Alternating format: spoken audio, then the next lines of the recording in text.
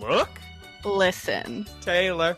Welcome, everybody, to Look, Listen with Geese and Guyera. Somehow with all three, Geese, Guyera, Taylor, all three. Michael Marine, if she wants her name up there, I don't know. Geese Peep. And Taylor was at episode 110, where we discuss Horizons the Pokemon anime number 62. Every time you say the episode number, I'm surprised. Yep. And every time you are surprised, you let everyone know. Sure do. Geese, hello. Hi. Geese, I'm looking at our little document here to see what we got to talk about, and it looks like you have an immense amount under Geese's Geese of the Week. Ooh, what have you been geesing? Where to begin? Geese is moving her eyebrows and her shaking her head. These eyebrows have been across the country. Oh my God. Wow. In the great city of San Francisco. It's her favorite. She has a friend that lives there. Did you have mission burritos? Oh, no! Yeah. What on earth are you doing with yourself? Okay, first of all, it would have killed me. Some things are worth dying for, Geese. And second of all, Taylor, we'll get to it in Eating of the Week, but something way better than mission burritos. Impossible. You think? We had pizza. Wow, what a cuisine. No, Taylor, do you remember, and I don't want to harp on this, do you remember when it was 2016, I believe the year was 2016, and you, Eric, and I were about to go to Patchy's Pizza, and I said, this is supposed to be some of the best food in the world, and you and Eric said, we don't have time for this pizza, so I was devastated and didn't get to eat Patchy's Pizza? Oh. I mean, that sounds like something that could happen. I don't remember it, but... Turns out Patchy's Pizza is the best pizza I've ever had in my life, so please continue. When did you have Patchy's? Yeah, so let's rewind. Okay. Yes. I was going to go to San Francisco to visit my friend, and I could only stay for a little bit. So, very last minute, Michael also decided to come, and sick. We hung out, and then we got Patchy's Pizza. And there, what's it called? It was the chicken tikka masala pizza.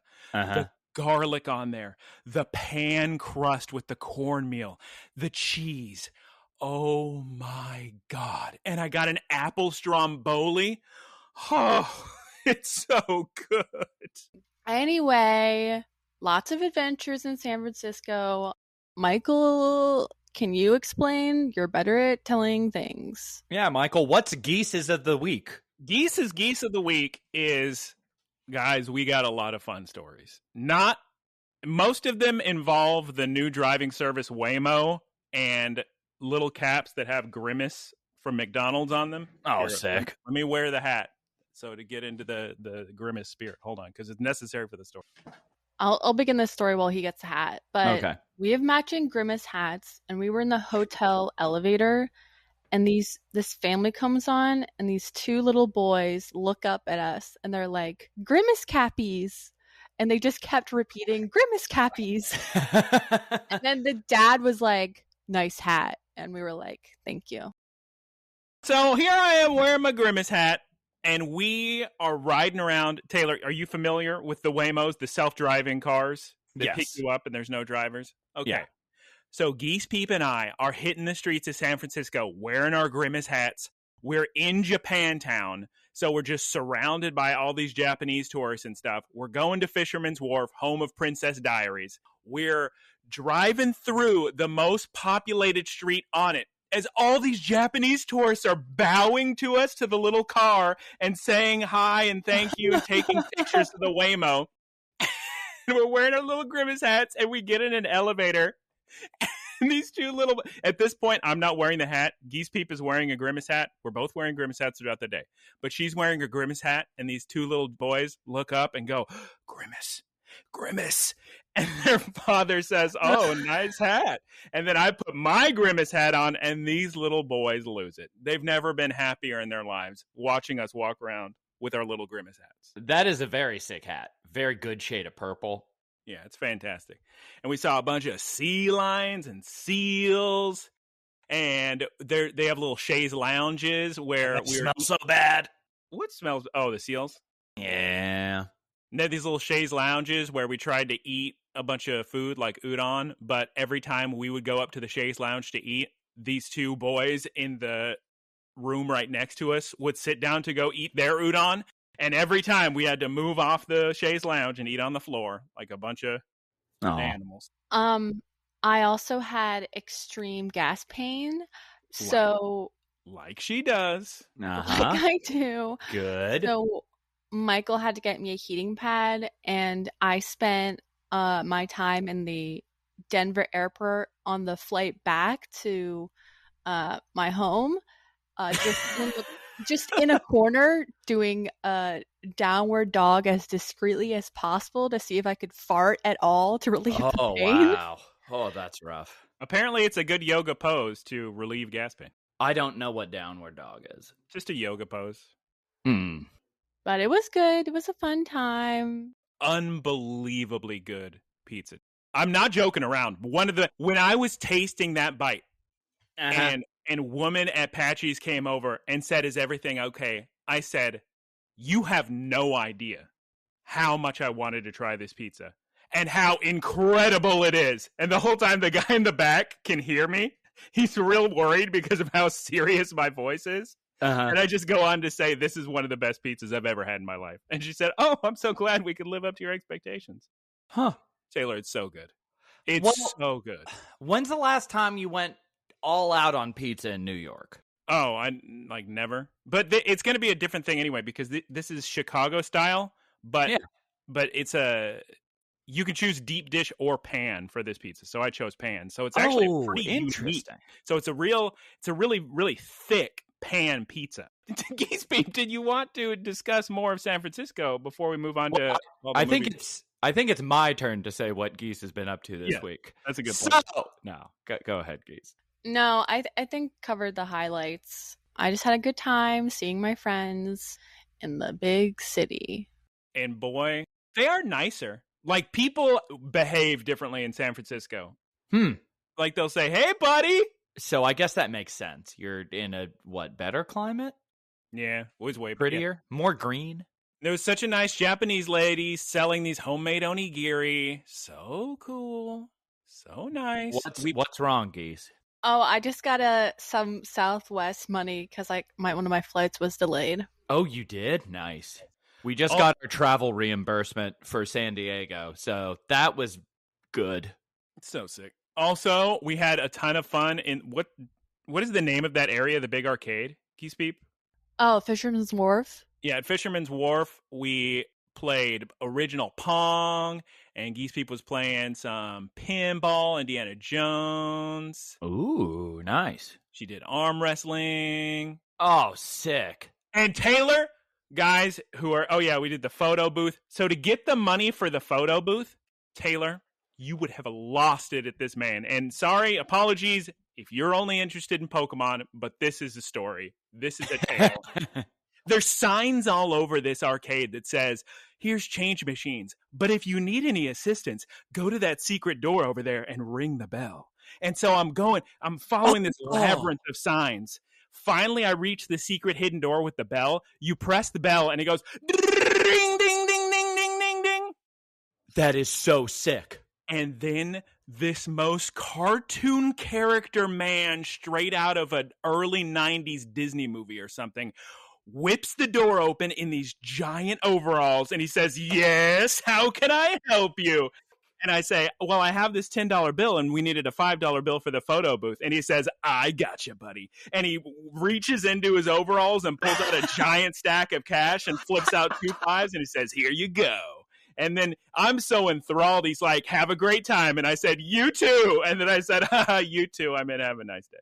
And I can't believe Geese Peep missed it. She didn't think this would exist, but did he do like a waddle and go in a half circle to go back in his little door? Of course he did a little waddle and did a half circle to go back through his little door. Taylor, what do you think? What do you think this is? Oh, it's so sick. What was so funny, though, is because it's so windy, as we all know, San Francisco, the windy city, home of Chicago-style pizza. Bring me the wind. With the giant bean in San Francisco. Geese Peep was wearing her little Grimace hat, and it kept flying off her head in the wind trying to go to Alcatraz. And I said, Geese Peep, you have all this hair. Why don't you make a ponytail, put it through the back of Grimace, and then it won't fly off? And the plan worked. So everybody wins. That's not a normal move for you, Geese? Not really. I don't know. Huh. I like to have my ponytail lower than putting it through like the ponytail hole, like a milkmaid. Blouse. Yeah. Or sorry, maybe more like an Amish person. That makes sense. I don't know what you're trying to say. Geese, that makes two of us. But it was fun. Are we ready to move on to all the entertainment we watched? Or does Taylor have... Oh, I was. Whenever you ask us a question and you say, "Are we ready?" my mind is like, he's only going to ask about Pokemon. Are you ready? I'm trying, because I almost forgot the anecdote about the man in there. I'm trying to make sure there's nothing else. Did you get crab chowder? Isn't that big on the wharf? Did not get crab chowder on the wharf. There were like chowder places, like where we were walking by, but again, chowder would absolutely destroy me. And also, I don't really like seafood. Yeah, same, Geese. We had plans to eat a few different things, but Geese's tumbo troubles made it where I just had to go pick up udon for her. But so bad. It's fine, because since we were in the middle of Japantown, that's the food she wanted to eat anyway, so it worked out for her. It's fine. Honestly, Geese, I think over the next several weeks, your IBS problems are going to clear right up. Yeah, I hope so. Yeah, just like as summer rolls down, the miserable heat, just miserable overall summer. Summer ends, that'll really move on into like the nice, comfortable end of the year. New season, new beginnings. Let's move on to watch and play and eating of the week. So in San Francisco, Geese Peep and I saw Coraline 3D. Clambos, guys, listen. Have I always wanted to see Coraline? Yes. Did I never, because I missed it the first time in 2008 or 2009, whatever, because I missed the 3D showing and I was only going to see that movie in 3D? Also, yes. I don't know if I said yes to the first one, but this one's definitely a yes. They remastered the 3D, and it was one of the best-looking, clearest, crispest 3Ds at the AMC Metreon, which I've always heard is a good theater in San Francisco. It's right where we went to PSX, Taylor. That's where the Metreon is. Oh, sick. Okay. Coraline, guys, I don't know if you know this. Coraline, great movie. I've watched a couple Leica movies. They're whatever. I don't remember. I literally don't remember what I felt about them. I guess I didn't hate them or I didn't love them. But Coraline is exceptional. What a great movie. It's surprisingly scary. It is. You got to watch that in 3D, though. On the AMC, when you buy the tickets, it says, like normal, make sure to account for at least 20 minutes of previews. Geese Peep? No previews. We were late to... Wait, no previews? Nope. Started immediately at the post time. So we were in the potty. And that's awful. We walked in 5-6 minutes into the movie, so that was fun. And apparently the opening of the movie is one of like the best examples of 3D used. It was the part I was excited to see in 3D. So because the app clearly says that it will have previews, I'm either going to try to contact AMC for a partial refund, or I did talk to my boy at another AMC and I said, listen, you're going to have to let me watch the first 5 minutes of this movie because you clearly promised. Geese Peep should do the same thing, honestly. Yeah, but 100%, Geese. She can't just walk to the movie theater like I can. Yeah, I can't walk to the movie theater. Also, I don't even know if they're showing it around here. Oh, I wish there was a way to find out. That's just take your chances one day, I guess. Yeah, I guess. Coraline 3D, excellent. Taylor, would you like to combination speak about Alien Romulus, which apparently we both saw? Yes, we did. And I want to hear your thoughts first. Okay. I was a big fan of a lot of the writing in this movie. I was telling Geese Peep that it's kind of frustrating when you get older and you experience entertainment and it's more difficult to just be sucked into the narrative, because there's a part in the movie, like near the end, where something happens that was foreshadowed, right? And I went, oh, that's good that they said that and set up for that. And I said, oh, what good writing. And then in the back of my head, I thought, that's kind of annoying that I have to stop myself to say, wow, I appreciate the writing, rather than just go, oh, I'm enjoying this story. I think I mentioned last week, but I have always been a big Prometheus fan, much more than other people, and I love the lore building in Prometheus. I think overall this movie is much more for fans of the more classic Alien and Aliens experience, and it's less of the Prometheus stuff, but I think there's enough cool lore packed in there that I was a fan of. I really liked, so first off, let me just say the launch sequence at the beginning of the film is probably my favorite launch sequence. I can't think of a moment that I was thinking, this is so sick, that much. Very, very cool. Awesome sound design throughout. I wish that they weren't relying so much on the music, even though I did like the main track that was just like, dum, dum, dum, dum, and then it had the other parts in it, but it was a very consistent bass line. Lot of tension, a lot of really cool like set pieces, a lot of really cool moments, like where they're walking through the room with all the, you know, kind of like puppet things around and they have to be real quiet. The android was super cool. Oh yeah, the synthetic, I don't know if they call them androids in there. The synthetic person, excuse me. The synthetics. Always a fun time when an actor gets the opportunity to play a synthetic, let's say. And so they get to mess around with when their settings are changed or whatever. No spoilers. Mm-hmm. Yeah. Actor did a really good job. I really didn't like what they did with bringing back an old actor. Because Uncanny Valley didn't look real? Oh, it looked so bad. And I saw it with Eric. And Eric was saying, I actually think that would have been great if it had just been a different actor. Like just a totally different person, and it really wouldn't have changed the story at all. It absolutely could have been. I felt the same way. It's sad. It's funny because it's watching that scene felt like you were watching early CG in the sense that, but it's the week the movie came out, and we're already feeling that. I think the technology exists to make it look good enough. I guess I just kind of feel bad that. Well, you can, but it's just like not only did I thought they were going to use it once, and it just kept getting more scenes, and I was like, "This is a main character in the movie. This character has most of the speaking in the movie. Why? Not most of the but yeah. First half of the movie, terrific. Second half of the movie, not my thing. Oh, I liked the cool final boss battle after what we. All right, let's not spoil the whole movie, but I had fun in the end too. Did you see all of the other Alien movies? I believe I have seen every Alien. Maybe there's a Puppet Master versus Aliens I missed, but that'd be so sick. We wouldn't have missed that. No, it was a joke for a third party, not for ourselves. If they had made the movie their own thing instead of constantly referencing the other ones, I think I would have enjoyed it quite a bit more. Because there was a good story there. The characters were cool. The moments were very cool. Set design was great. Otherwise, the effects were fantastic. Very cool movie. I liked it. Yeah. It's pretty video gamey, too. They actually made some nods to the video games, which is fun.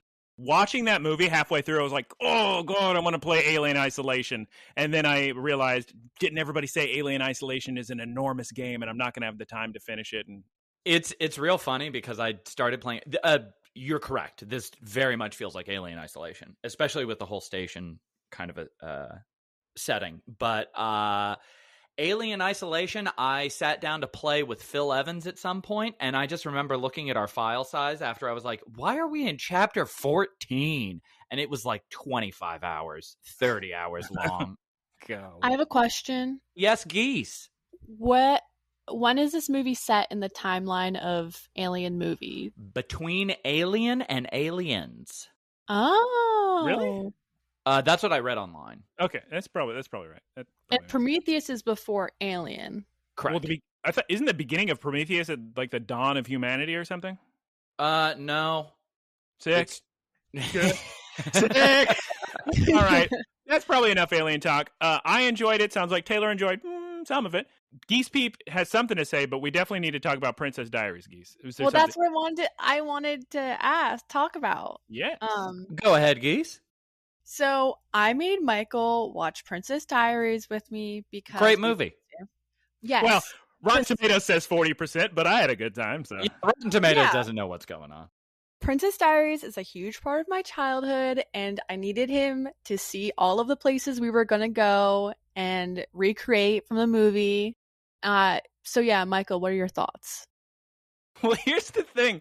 Princess Diaries is one of those movies. I'm sure people who say they've quote unquote never seen Star Wars say this a lot. I have seen so many clips of Princess Diaries over the years on social media, on whatever clips.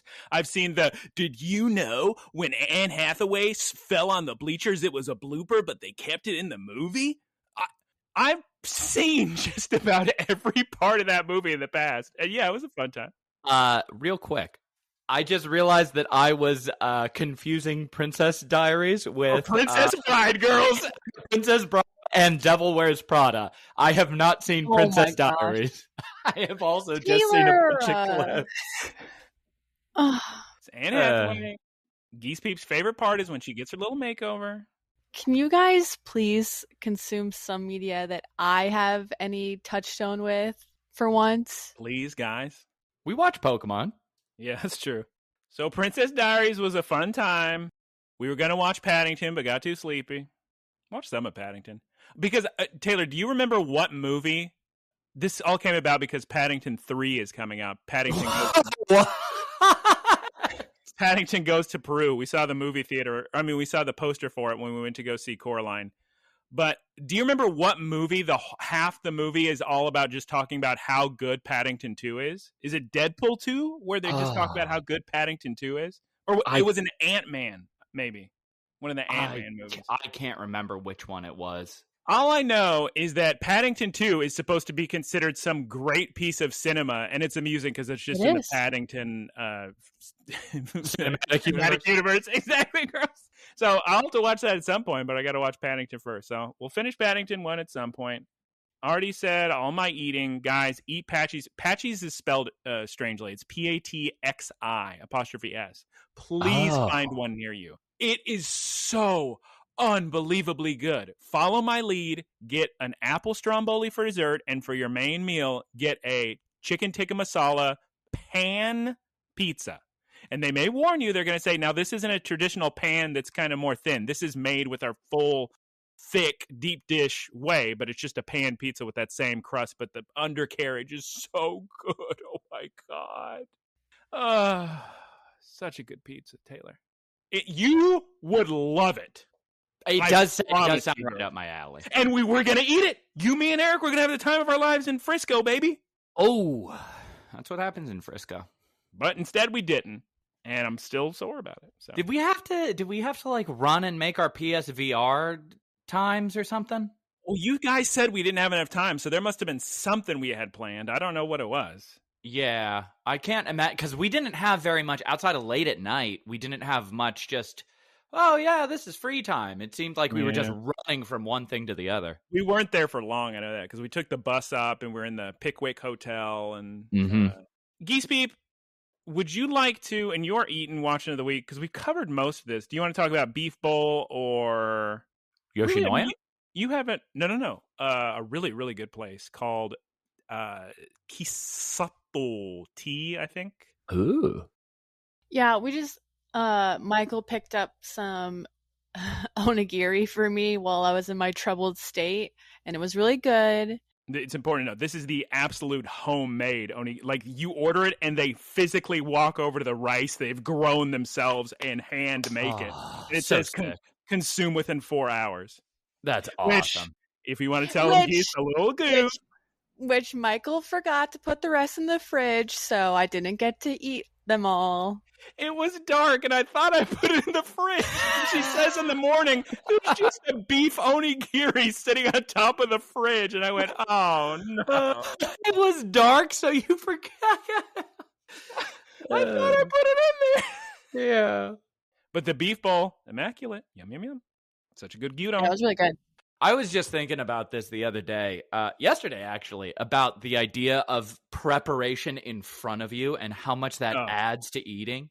So good, girls. And it takes and you know it's going to be good when they put up the sign that says, guys, we don't know how long it's going to take. I'm sorry. Somebody else's may come up before you. I love disclaimers like that. Anything that kind of puts you in your place as a customer, I'm all about it. But she wasn't even one of those, because a situation like that, you may get one of these guys who's like, hey, you don't like it, you don't like it. But no, she's the sweetest human being, this little Japanese woman I've ever seen. The sweetest, impossibly kind. And then I'm just sitting there waiting, and it's San Francisco, so of course some guy walks over and he's like, do you mind if I sit here? I'm like, yeah, it's fine. I'm about to leave anyway. I'm just going to get to go. So I got it to go, and we ate the onigiri in the gyudon beef bowl. Very, very tasty. And we're probably forgetting a million foods. You certainly forgot one while you were there. I told you, we had so many plans, but her stomach made it where we couldn't go out and eat House of Nanking or Taco Bell on the beach. I feel so bad about that. I was in so much pain. All right, listen, Geese. Listen. Next year, we'll plan a trip where we all go up to San Francisco and have mission burritos, and that's how I'm gonna say the sentence. And that's a fine, Taylor, because every year she goes to San Francisco in August to see her friends, so it'll work. But that's my busy time. Ooh. Oh, sucks for you. Dang, Geese! We can have no, girls. Why can't she have a little San Francisco birthday trip? It'll be fun. That's actually a good idea. That would be fun. 2025. We can sing Happy Birthday in the Waymo. They encourage you to sing. Taylor, Waymos are so sick. I've never seen one without a driver. We've seen them all over the place, but we haven't seen them without drivers yet. Are you saying that they're testing them? I don't know, because it could also be a system where if you rent it, you're supposed to sit in the front. Oh, no. I have seen them without drivers. Taylor, I saw them without drivers in San Diego. They're not in San Diego. What are you talking about? They're in San Francisco. Uh-huh. They just launched in Los Angeles. They're in Phoenix, and they're coming to Austin. So I was going to say, we saw them in Phoenix, and they 100% are driving around Houston right now.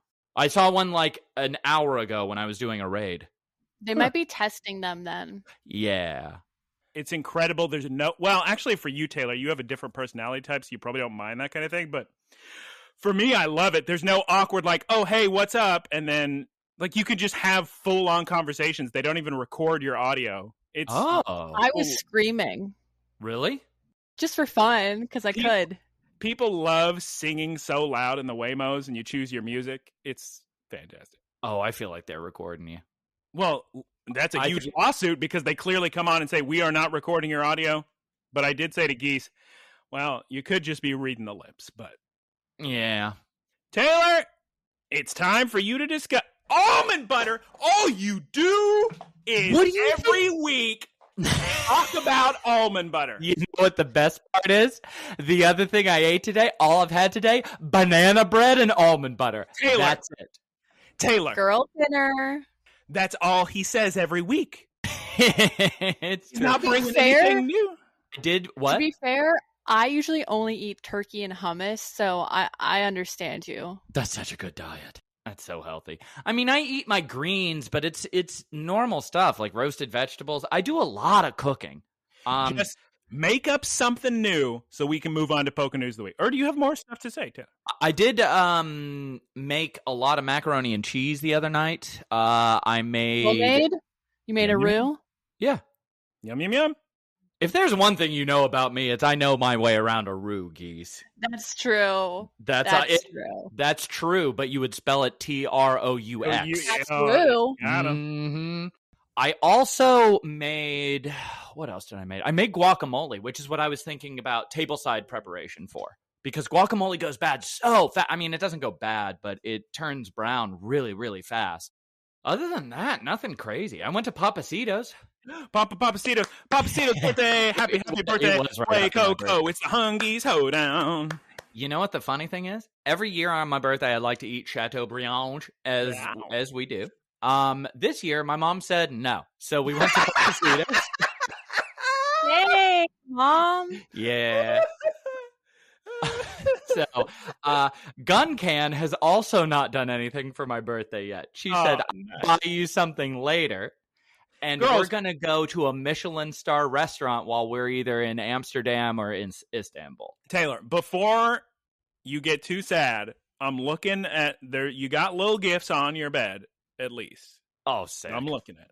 That's great. Nothing too exciting, but as I mentioned before, Eric bought me Hi-Fi Rush, and that has turned into a very good game. You're playing it on PlayStation, correct? Mm-hmm. I'm going to make you play it whenever I'm there, because this game is so far up your alley. The whole time, look, okay. So first of all, real quick, whoever says Sekiro's a rhythm game, I understand you're trying to be spicy with your takes, but it's not. This is, the whole time, I'm going like this. Just like bouncing my head to the beat. Yeah, regular Cadence of Hyrule. Regular, what is the actual name of that video game? Necrodancer. Yeah, Crypt of the Necrodancer. No, I'm familiar with the game, but yeah, I'll give it a little try. It's very worth it. It's very cool. Okay, Taylor, we're running a little bit long here. Are we ready to move on to Pokken? Yeah, I think we're ready to move on to Pokken. Okay, guys, listen up quick. This episode is going to publish Friday, August 30th, which means you have 48 hours to do this. So listen quick and jump to your Nintendo Switch, because Cerebi reports that the Scarlet and Violet Dragonite 7-star raid event has begun. Oh my god, I still need to do that.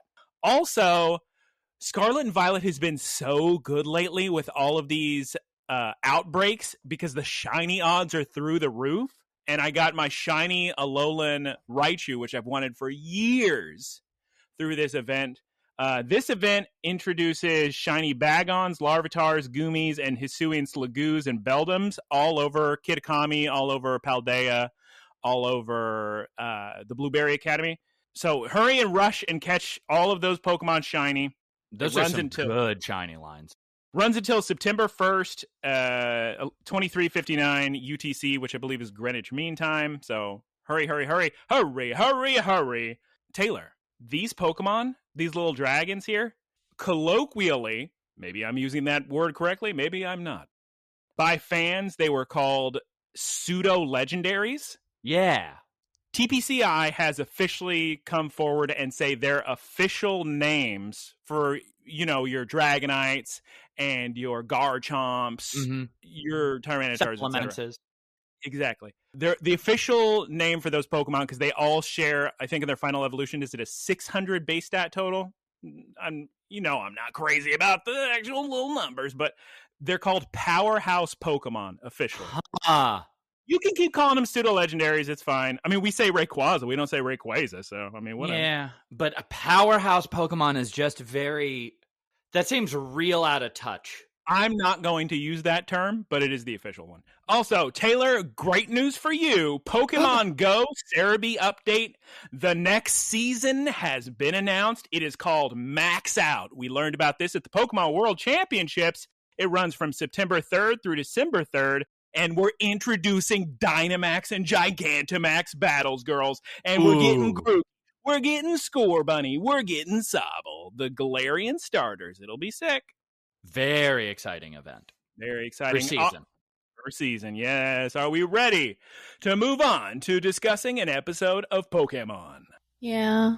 Let's do last time on Pokes, and then we need to have, unfortunately, another grammatical conversation. Previously on Pokemon, Roy gets swept up and treated like an absolute piece of garbage as he fails his Terestal test. Who wrote Terestal like that? Because it makes it look like a medicated foot cream or some sort of I think it was me, right? Yeah, that's not how you spell Terestal. Okay. Oh, okay. And then we're going to say the title of this week's episode.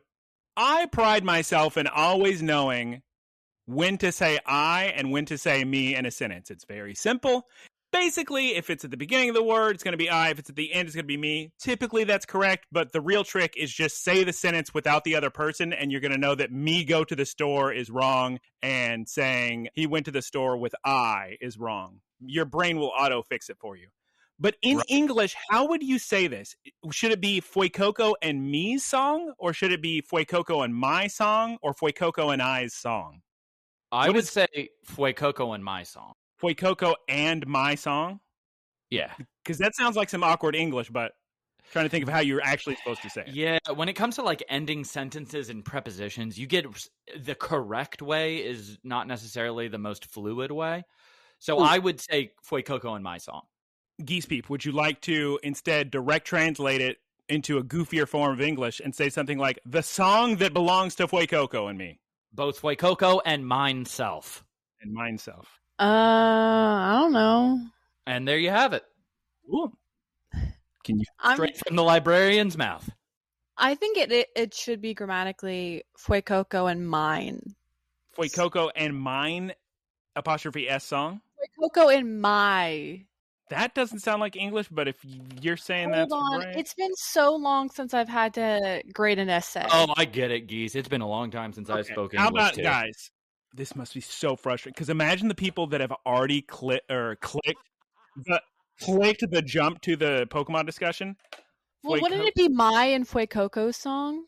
Typically, you put your name at the end in English. But my and Fuecoco song sounds better. How about, let's call it this. How about this? Fuecoco song, which incidentally also happens to be my song. Oh, yeah, that's good. And the Japanese is going to line up better. Okay. The name of the episode in English is, roughly translated, Fuecoco's song, which incidentally happens to be my song. Or in Japanese, Hogeeta to boku no uta. Here's a synopsis. You ready, guys? I'm ready, guys.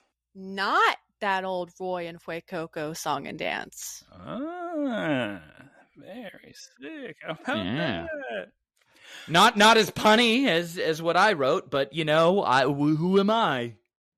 I said, email it. I said, Roy needs a rest after that beatdown. But was that his swan song? Oh, that's good. I like that. I wish there was a swan in the episode, but yeah, but I mean, they're all. We open with the sickest music you've ever heard, as they're talking about, last time on Pokes, Roy lost. It's very sad, but it's such sad music. Kind of makes me want to play Ghost of Tsushima a little bit. Liko tries to cheer Roy up after his devastating loss. And I gotta be honest, Roy is so ganky. I expected just a little bit of, I don't know, guys, but he just throws snow on his face and is immediately fine at the top of the episode. I thought I was very confused by that because I thought he was going to be so devastated, as you should be after your proctor says, go wash your soul. And Roy's also not accustomed to failure. I thought he was doing the, it's raining out here kind of thing. And he was just going to wipe the snow off and is going to be melting and no one could see him cry or something. But he's just the most emotionally resilient person on the planet. Well, yeah. All the kids, and remember Nimona is here with Liko and Roy, they discuss that phrase, wash your soul, and they say, well, it sounds like she is going to give you another chance, so... It's important to note that Dot says that since he failed the test, it's the end of his Terestal course. Oh my god. And Roy just channeling the Buddha here. He's just like, you know what, I'll be okay. I couldn't take it. If somebody said, hey, you got to drop out of school. No, you don't have to drop out of school just so you fail one little test. Oh, I thought the whole point, I thought that was part of their educational track, like a requirement. I don't think so. Anyway, guys, we got to find a way to beat rhyme. There's got to be a little trick, a little clue. What if we train? But we do Sugoi training theme song. There's good music in the title screen. It's time for Sugoi training, guys.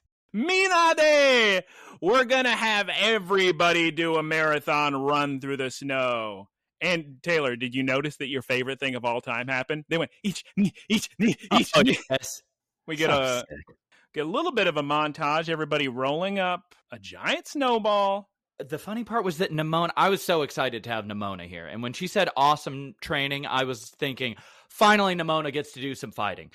Not only does she not, but, I mean, I guess not officially, she's also the least in shape among them. everybody's running and Nemona's just completely exhausted in the back, which I find very funny and like comedically it works. But she was the one who trains like that. Yeah. We're rolling up a giant snowball. We get a very funny little scene where Florigato and Dot, so not even like a person and their trainer, but just everybody's having to do the Sugoi training, and it's a lot of effort, and everybody's getting sweaty. Florigato and Dot not having it. They build themselves a little igloo, make a little fire. That was probably my favorite scene of the episode. It's a quick gag. It's fun. Also, the music, the montage music is really sick. The music in this episode, It's overall, very fantastic. Episode and the episode last week, very high quality. Which it should be, considering the subject matter. Yeah. Like, they really, you can tell, like, they have all the best people on these episodes. Well said, Geese, yeah. Now Nemona says, Roy, we're going to start the battle segment of the Sugoi training. Run up that hill. I'm going to turn on my record player and play the sickest music we have available. Pomodo do use Discharge. Quaxwell use Water Gun. Florigato use Magical Leaf. They used all of their animation budget on that discharge. Oh, yeah. Yeah, I think they may have reused the animation because they said, guys, we literally had to lay off a couple people to afford that stuff. Fuecoco, roll out of the way. Use Flamethrower. And again, now you see that tree over there covered in snow? I want you to burn it to a crisp. I was so confused when that happened because I was like, is that I guess, nice flamethrower? Maybe it makes sense in Japanese, girls. I don't know. Yatta! And we cut to sunset this early in an episode? Are you joking me? Not the end of the episode, not even halfway. And now we get, guys, take a break, rewatch this scene. It is the cutest series of pictures with music I have ever seen. Geese Peep, I had to send this scene to you. Little baby Fuecoco gets out of the snow and he slowly waddles over to Roy, puts his little arms up for uppies, and jumps in Roy's lap as they hug and cuddle. It's great. And I love that they animated this, even though it wasn't pertinent to the story or whatever. They just like included this sweet moment. This kind of including really makes the world much richer that they're trying to convey, and especially the bond the two of them have much more meaningful as viewers watching.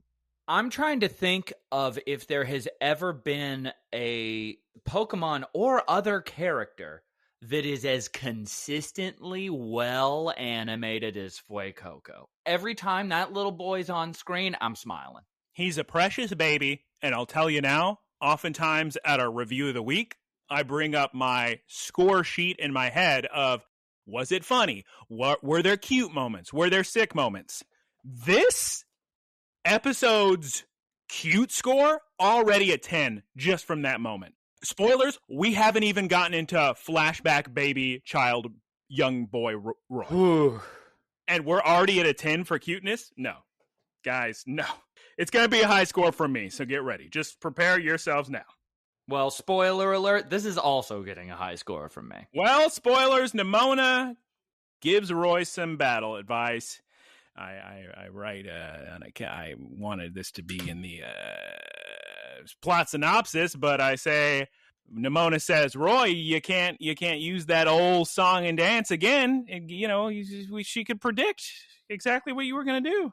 And I says to myself, Roy, much like me in Queen's Blood in Final Fantasy VII Rebirth, just because you won a bunch of battles using one strategy doesn't mean it will work forever. And now, guys, we get one of our favorite things. Because as you'll recall, we were all fans of the Fritos and Captain Pikachu flashback episode.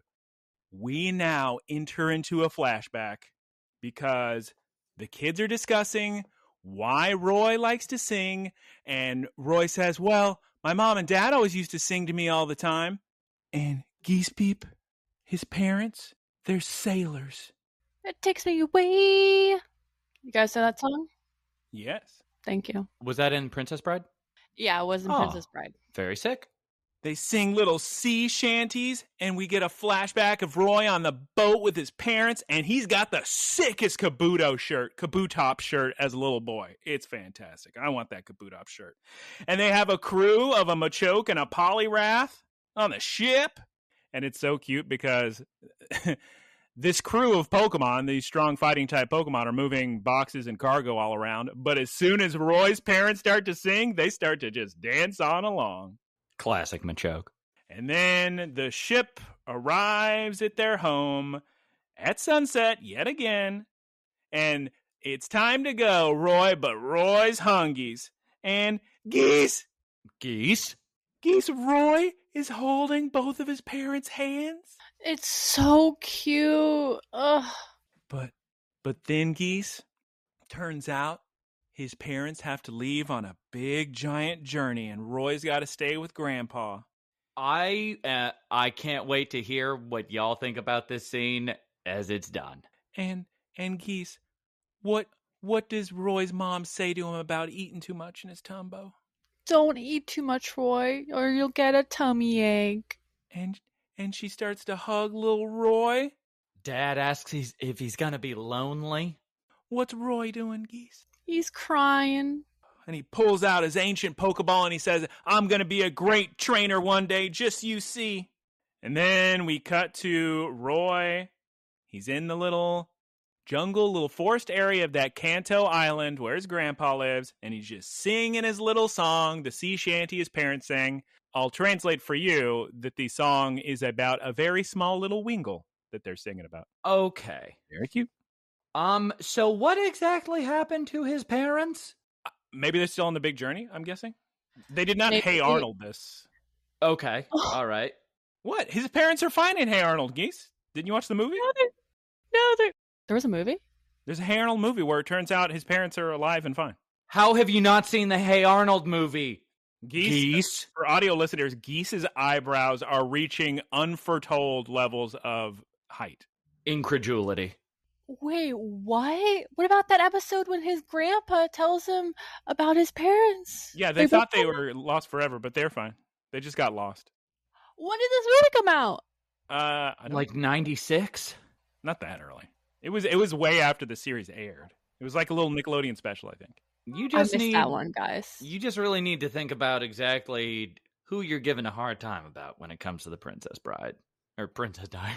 Anyway, Roy's singing his little song about a baby Wingle sailing or flying around the ship, and all the Pokemon are here. They come to listen. There's an Oddish, a Diglett, a Weedle, a Caterpie, a Mankey, a Scyther, a Spearow, a Bellsprout, a Krabby, a Staryu.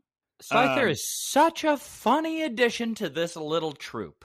Well, he's a little just all these little cute Pokemon, and then the gigantic 8-foot-tall bug with scythes for arms. He's my boy. Real quick note. I have got to give the highest of shout-outs to Pokemon and their character designers and the meticulous work that goes into designing a Pokemon. It goes through so many levels of scrutiny. I bring this all up to say, do you realize how quickly I can recognize a Pokemon? Just the tiniest pixel of their bottom, or later on in the episode, I'm just going to see some Pokemon from the back, and I can immediately recognize them. That's actually a really good point. And that's not just because I love Pokemon. It is because their designs are so immaculate, they're instantly recognizable from any angle or even just in dark silhouette. It's crazy. They are incredibly different, distinct designs. Good for you, Niantic. Game Freak, sorry. Then we jump ahead in the flashback to when Roy met Fuecoco for the first time, and they met each other, guys, because Roy loves singing so much and Fuecoco loves singing so much. They're both singers. And then we cut back to present day. Roy has figured it out, exactly the bond they share. Then we cut to the night concert, because I guess Rhyme performs every single night. And Liko and multiple times a day, actually, as the MC says. It's not good for your voice so much. She has the matinee. She's got the later show. Anyway, Dot and Liko approach the crowd. We see the singing and dancing Grievard. We see a Snome, a Bergmite, a Snorunt in the audience. But guys, the concert's almost over already. They're about to go to the audience participation segment. Roy's not back yet. He has to challenge her again if he wants to win. Okay, guys, the concert's almost over. Nobody's volunteering to jump up for the audience participation. The MC says, says, all right, I guess we're moving on to the next segment. And both both Dot and Liko are too nervous and bashful to do anything. Luckily, Quaxwell saves the day. Quaxwell says, guys, I'm jumping on the stage. It was a very funny reveal, too. I'm not letting poor Roy down. Because this is like a warm-up thing. Were they stalling for time so Roy could show up? Yeah, because he can't do anything past the audience participation segment. Oh. So luckily, Quaxwell forces Dot and Liko's hand, and they all have to get up there. And then the big show performance they're going to do is that Quaxwell's going to do a little dance. Meanwhile, Florigato is going to use her yo-yo to knock berries off of the hands and heads of Dot and Liko. The conversation between Dot and Liko before this is very funny to me. And the whole time, I'm just thinking, so the two people who have severe anxiety are the ones who have to go up and perform in front of everybody. Geese Peep must love those girls. Yeah, I relate. Yeah. Although shouts out to the writers, because we haven't had a Liko monologue for quite a bit. Inner monologue. Yeah. She'll still do a little narration here and there, like at the end or beginning. Well, anyway, it happens. They don't really animate it. They don't animate Quaxwell's dance, really. But we do see that Florigato quickly knocks the berries off. And honestly, I would have chosen a longer routine because that lasted maybe 4 seconds. You bought Roy 4 seconds. It was very funny because it was like, wait until Quaxwell finishes the routine. And I was thinking, why? Just keep dancing? Just keep like, just go for 5 minutes and then there's no pressure. Well, luckily, Roy made it anyway. Thank goodness it's commercial break. In my mind, Roy comes back completely winded because he ran all the way to talk to his grandfather and back. He swam across. They're in Paldea. So that's the equivalent of him swimming from Spain to the islands of Japan. Well, Roy runs up and says, guys, I washed my soul. Rematch me. And Rhyme luckily agrees. She says, all right, Roy, just this once, I'll give you a special one-time courtesy rematch, just like American Airlines would give me, or United, or Delta, or whatever. Not Turkish Airlines, though. Not Turkish Airlines. But when they don't assign me an aisle seat and I have to go, ooh, woo, but that's...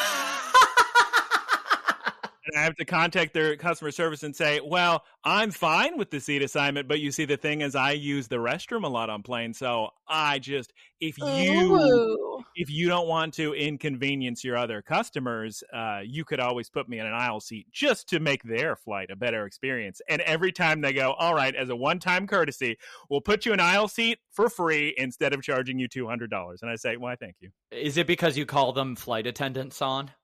No, I'm talking to the customer service on that little app.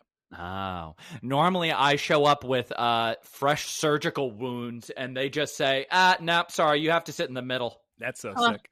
Well, guys, again, Pokemon people, I'm so sorry. This has nothing to do with Pokemon. I'm going to keep this brief. Airports and airlines, it's all a gotcha machine. It's all if one person says no, just go to somebody else, and they'll probably say, oh, okay. It doesn't even matter hierarchy or anything. Just keep talking to people until somebody's nice. That's how it works. Like the first person, since plans changed, I was going to take one flight, but then I needed to take another, but I was on the basic economy ticket with no changes. So first person I talked to on the phone said, no, there's nothing you can do. And she even said, I could charge you a cancellation fee, but that's going to be more expensive than the ticket. So I don't know what you want me to do. And then second lady just said, wow, you're here so early. Because I said, are there any, is this a full flight? And she's like, no, we got plenty of seats. And I said, oh, well, I was just seeing, and ooh, woo. And she said, I'm not supposed to do this, but I'll just go and throw you on here. And girls, this flight, it's so sick because on the flight map, on the app, it ends at 32. But on the actual flight itself, it has 33 rows. So I just got so many full rows all to myself. Oh, so sick. We did get that treatment one time on Turkish Airlines, even though I don't like the airline and their customer service because they're not a U.S. based company, so they don't really have the customer is always right mentality. They did give us free legroom one time. This lady was just staring up at me, and Guncan is talking to her in Turkish, and she just slowly looks up, and she's like 4'10" or something, especially short woman, and she just says a bunch of stuff in Turkish, and Guncan goes, okay, we got the upgraded seat. Very funny. So Roy says rematch me, and Rhyme says, all right, new rules this time. It's going to be a 1v1 Fuecoco versus low-key form Toxtricity. Oh, good news, everyone. Nimona also made it back in time to watch the battle, so if anyone was concerned about that, you don't have to be anymore. The girls are asking Nimona, what was going on? What kind of training did you guys do? And Nimona says, well, here's the thing, Dot and Liko. He wasn't even training for battles. And the girls say, what? Are you kidding me? And then they say, could you tell us what happened to Roy's parents? And Nimona also says, I have no idea. Battle Starto! Toxtricity, use Overdrive. Again, dodge it, Fuecoco, Flamethrower, Boom Burst, Venoshock. Oh my god, because Fuecoco was running up that snowy mountain, he's faster than ever. Holy moly, Flame Charge! It hits Toxtricity in the face. And then, I'm confused. Roy says, use that ineffective disarming voice again. And he keeps trying it, and it doesn't look like it's very effective. Overdrive, more disarming voice. What is Roy thinking, girls? I don't know, but it's incredibly sick. And they're singing this country little jig, and everyone loves it. The crowd's going wild. I call it the Hungies Hoedown, as I mentioned earlier. That's perfect. It's such a good little song. We get another overdrive, and Fuecoco, is he jumping on the overdrives? And this is where we get everybody saying, hey, hey, hey. Everybody starts clapping to this new song. Oh, my God. This is going to play so well on the audio, you're not going to believe it. Let's everybody listen to the Hungies Hoedown.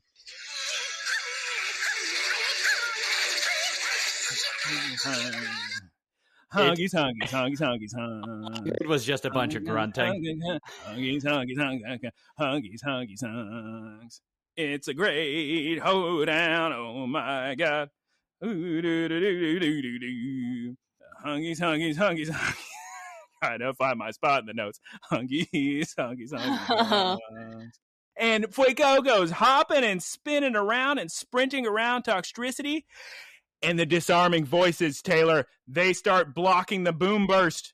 Florigato and Quaxwell are dancing along to the Hungies Hoedown too. It's very cute. It's really, really cute. This is actually my favorite battle so far. I would say as well. Did you see Terapagos losing it, jumping in his little bag? Yes, it was so cute. It's such a good fight for somebody who's been playing Hi-Fi Rush as much as I have. Hungies. Because the whole time he's just moving to the beat, and that's exactly what you do in Hi-Fi Rush. Disarming voice, overdrive, flame charge that boom burst. Oh my god, Taylor Fuecoco cuts right through that super powerful move, and he hungs, mixes up his movements, disarming voice, and does an incredibly strong stomping tantrum right into Toxtricity's face. And the sickest part of this fight is that Fuecoco, no matter what's going on, has a big old smile on his face. Yeah. He's loving it. And he's backed Rhyme into a corner, so she decides to Terestalize into Ghost, which I said she would. You did. I think that she is terastalizing in a similar way that Roy did last time, but nobody's given her a hard time about it. Well, that's a good point. Also, a bad move to terastalize, if you ask me, because now fairy-type moves are 1 times effective instead of ineffective. So I don't actually think in the rest of the episode he uses disarming voice, but just he's actually weaker to Fuecoco now, I would say. I can tell you why she terastalizes. Go on. Because Toxtricity uses the move Hex, which is a ghost-type move, and it's now more powerful. Her strategy makes sense in her mind. She's taking the risk of disarming voice being more effective to make her Hex more powerful. Because now Toxtricity's strategy is use Hex. And even though she's trying her hardest, Fuecoco flamethrowers through it all, breaks Toxtricity's terastallization, and knocks him out. And guys... Fuecoco has also terastallized at this point. Very good thing to note. Yes, as soon as Toxtricity terastallizes, Roy says, now it's time for us to terastallize. I can tell you right now, we've had some sick battles. We've had some good battles in this series. I don't think I've been more hype and excited than at the end of this battle. I'm just rooting for my boy. Everyone, I'm saying, the crowd. Yes, he did it. Roy, what a champ. Everybody's losing it. And guys, Geese Peep. Yeah. It turns out the whole time, the lesson wasn't singing makes us stronger. It was singing lets us share the same feelings. Mm-hmm. We're not alone. We're in it together. Except we still don't know where Roy's parents are. We use the song to bond, and Roy's parents are fine, sailing the 7 seas. I wouldn't worry. I love how it was just wash your soul. Okay, I'll see you tomorrow. All right. Geese. She also tells Roy that it's up to him if Fuecoco reaches his full potential. Do we think that full potential correlates to evolution? 100%. Do you want me to tell you? Because I've seen all the spoilers. So No. Michael, no, he can't evolve. Ugh. You know what I was thinking while watching this? When Quaxwell got on the stage, I was just thinking, wow, that would be so much better and so much more expressive if it was Quaxley. Because he has his big eyes, and he would have been with his hair, like flipping his hair, but it's so much less effective that it's Quaxwell and not Quaxley. Yeah. Taylor, it's so funny Geese Peep says this, because do you know what the huge discourse on the internet right now is in the Pokemon community? It's all people saying, for the love of God, give me an item that lets me de-evolve. I just want to turn my disgusting, ugly chestnut into a little baby Chespin. Please. Yeah. They dropped the ball on a lot of these evolutions. But yeah, Rhyme seems proud of Roy, but like Geese said, I see a lot of potential in that little guy there. But listen up, Roy. You did good. I'm proud of you. Spoilers, but you did win. I'm going to give you the win here. And I know exactly where your phone is in your jacket. So I'm going to tap my phone on your jacket. But look, that boy, that little Hungies boy, tons of potential. Do you know who has do you know who is in charge of seeing if that potential is met? It's you, Roy. So you better try your hardest. Gambate, am I right? Mm-hmm. Oh, Geese, no. it'll be fine. He'll have little maracas and a little sombrero, and it's going to be great. No, it's not. Or I feel so bad. Also, it turns out Grusha is watching all this from the audience, by the way. Terrible to be continued screen. For such a good episode, the fact that they ended on Grusha just slowly walking away instead of the main characters, which we've been with and cared about this whole time. And Whatever. it ends on just this low animation quality. Just walk away. And the whole time I'm thinking, Grusha is going to have to sprint back to look like he's there before Dot gets there. He's just going to be panting, and Dot's going to show up, and he's going to try to be all nonchalant. He means Liko. Yeah, that's what I meant. All three of us mix up Dot and Liko's names a lot. It's funny. It's funny because, honestly, Liko would make a good Dot. Like, her name could easily be Dot. Yeah. And they have, the problem is their personality trait for each of them is both related to Gurumin. Nido thing. Second, the character note, anxiety. Guys, I have said this before, so sorry to repeat myself, but this to be continued screen on Grusha walking away is the same thing they pulled with, oh my God, Larry was eating the ramen. Or, no, it was udon. Were they eating udon in that episode? Udon, yeah. Yeah, noodles. But it's the same thing they're pulling, and every time they make it as dramatic as if the legendary hero of time is eating there with all of the explorers and shiny full form Zygarde is what they're acting like. And also shiny Rayquaza. But a new shiny pink Rayquaza. They're acting like it's the biggest thing in the world, and it's just. Is there a shiny pink Rayquaza? No. Oh. Geese Peep. I wish. There could be, though. Sick. Taylor, there could be, because Gengar famously has one of the worst shinies of all time. So everybody loves Gengar, but his shiny is just 1 pixel away in terms of, like, is that shiny or not? Like, kind of lighter purple. So to make up for their mistake, Game Freak has gone out of their way to make sure every time Gengar gets either a Mega Evolution or a Gigantamax or something, they make his shiny for that form amazing, like pure white. It's always so sick. It's a very cool Mega. That's one of the reasons that I want that shiny so badly.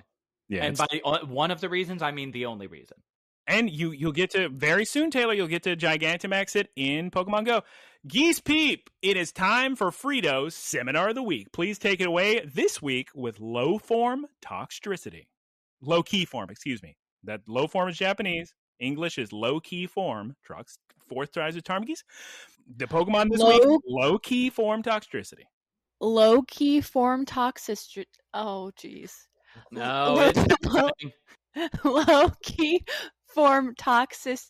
Oh. Low key form Toxtricity. You can do it, Geese. Do you want to sound it out? You want me to do each syllable like we're talking Japanese? Yeah. Tox. Tris. Say so. Tris. You know how to say electricity, right? Yes, electricity. Okay, so instead of saying electricity, say toxtricity. Toxtricity. Diane, you did it. Geese. I have a learning disability. Low form Nope, it's low in English. It's low key form toxtricity. Low key form toxicity. You got it, Geese. Low key form toxicity. You got it, Geese. You remember the lesson we learned where we said the word electricity? Okay, so instead of electricity, so in your head when you say tox, be saying elec in your head. Low key form toxtricity. Great job, Geese. You were muted. No. Despite its usually lethargic attitude, it's quite a rowdy Pokemon. Do you know what action it performs when inciting a battle? Is it A, intimidate, B, sneak attack, or C, taunt? It's C, taunts. Yes, this Pokemon is very confident. No matter how strong their opponent may be, they'll taunt them and incite a battle right away. And then, this is probably my favorite animations we've gotten from the post-seminar animation. It's a low-key form Toxtricity, just Jay chilling in a back alley, arms crossed, looking tough, and then Captain Pikachu comes, and he goes out to trip Captain Pikachu, but Captain Pikachu's too fast. And then low-key Toxtricity goes up behind Captain Pikachu and tries to taunt him and start a battle, but Captain Pikachu is not having any of it. And he's just getting more and more affected by the taunting, which is great. Very good seminar explanation, Geese Peep. May I ask, what is Jay Chillin'? Is that a Zoomer term? Just chillin'. Oh, Jay Chillin' means just chilling. That's so good. It's like J-Rock's Jay Chillin' with the boys. That's the first thing I thought of. I thought that was like a phrase. Is it not? It's making me laugh. I'm going to start saying it. I'll tell you that much. Oh. Yeah, just Jay Chillin' with the boys. I'm just Jay Chillin'. Oh, what are you up to? I'm just Jay chilling by the ATM machine. What are you up to? All right, guys, it's time to discuss how we felt about this episode. I'm sorry, it can't go below a 9. I'm not going to be crazy and give it a 10. I'm not going to be wild, guys. I'm gonna go first. Geese is going first this week. Geese, how about you go first this week? You're muted. Thank you so much, Taylor. You're welcome, Geese. Animation was great. Storytelling was great. Music, fantastic. I think we got 2 to 3 new music in this episode. 2 to 3 new music. And 4 to 5 more art. So it's great. And honestly, the Hungies Hoedown worth at least 3 songs. Hungies. Actually, Geese, don't you think Hungies Hoedown sounds like that one Mario Kart track? Hungies. Oh, the Wario Mines or whatever. Is that it? Or Choco Mountain or something? But sounds more like a Mario Party minigame. Yeah, that too. Yeah. I actually really liked it. I feel like we didn't get a repeat battle lesson that we usually do with Liko or Dot. He actually did learn something new, which was nice to see, honestly. The battle was entertaining. I didn't know what was going to happen, which is always nice. Yeah, it was amazing. They obviously spent a lot of time and money on this episode, and I hope we see more episodes like this.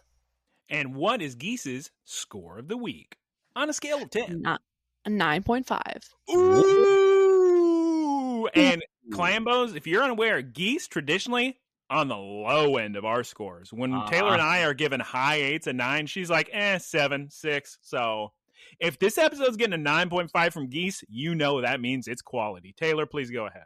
How did you feel about this episode? This is such a good episode. Fuecoco, 10 out of 10 every frame. So good. I liked that Nimona was involved. I wish that had been a little more fleshed out. Hungy's Hoedown, best fight of the series. Roy's great. I wish they had... Well, you know what? I'm going to give it a positive mark because they saved us from the truth about Roy's parents. That's good. Don't tell the audience that sad bit of news. I'm going to give it a solid 9.3. Ooh, so low. 9.4. 9. Guys, I have to do it. It's getting a 9.8 because... Wow. Guys. It would have been maybe a 9.6. Mm-hmm. It's taken everything in my power not to give it a 10 because of Fuecoco's little waddle to Roy. I don't think... Oh, I forgot about that. Every week, I go over how cute was it, how sick was it, was there any cool plot stuff, were there any cool battles, and how cute was it? You can't put baby Roy singing with his parents, crying, being held by his mom, holding hands, and baby little Fuecoco putting his little Fuecoco's arms, there may be a centimeter, an inch, his little baby arms just putting them up because he wants to get in Roy's lap for little hugs. No. This episode, the music out of control, so much fun. Fuecoco was so sick jumping over the boom bursts. Mm-hmm. I've never been so... And again, like I said, we've seen quote-unquote cooler battles with cooler Pokemon, like Low Kicks a few episodes back, having the sickest battle. But that doesn't even matter because when Fuecoco won that battle, I was hyped out of my mind, wanting to jump up. Such a sick episode. I mean... 9.8 is the lowest I can give it. I want to give it a 10. I can't do that. I can't do that. I feel like a 10 should really hit you in the face. That should just be like the whole time through and through. You're thinking this cannot get better. The only reason I didn't give it higher than I was going to give it a 9.7, but they gave us some lore about Roy talking about his parents. One character said, I thought you were raised by your grandfather, and you don't get any clarification on that. So they're kind of like taunting us, and I didn't like that. Taylor, that's what good entertainment is. It's called Foro. You have a whole book on it. It's called Foro. It literally, you have to put that in to get people to want to keep watching. If they just gave you all the answers, that wouldn't make you want to keep watching. Now, for future episodes, you're looking for more information on Roy's parents. It's just because of how randomly this was sprinkled in. I just don't feel like it's going to be, next episode, we're going to find out more about Roy's parents. Yeah, it may be a while. But yeah, I'm giving 9.8. That's my final answer. Geese is 9.5. I'll do a 9.6 just because that's really the only improvement I can think of. And Fuecoco, I forgot about him waddling up to Roy at the beginning. Louise, you got my goodness gracious. Oh, right in his little lap for a little hug. Whew. What a scene. But yeah, so our final scores are 9.8, 9.6, 9.5. We love the episode. There's no way next week's going to be this good, so... Yeah, we have B-Team next week. Guys, okay, it's goodbye time. Geese is going to say, please, Geese, the wrap-up. Wait, we didn't do a wrap-up.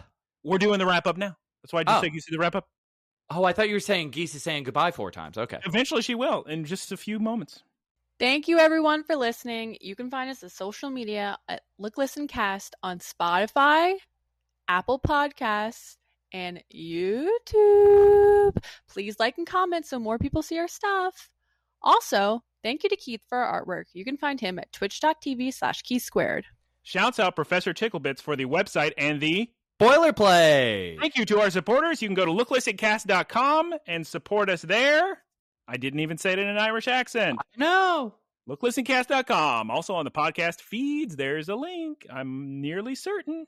Also, recommend this podcast to your friends and send questions to looklistencast@gmail.com. Thank you so much. Time to say goodbye, Geese Peep. One goodbye from you, a goodbye from me, and a goodbye from Taylor. And then 2 more from you, Geese. We're going to say goodbye. Goodbye. Goodbye. Goodbye.